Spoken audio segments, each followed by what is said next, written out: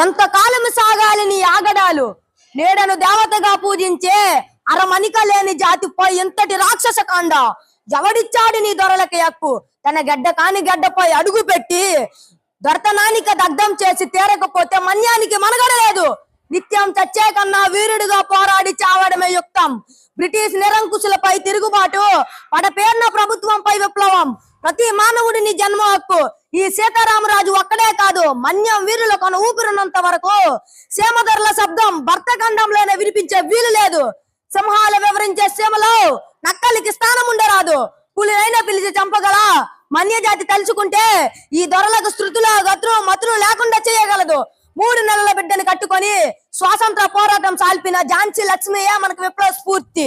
నరుడు తలుచుకుంటే నల్లరాలు బద్దలవుతాయి. పదండి వీరులారా, మల్లు గంటం పొడాలు అశేష మాన్య సూరులారా, కరిపై లగించే కొదమ సింహ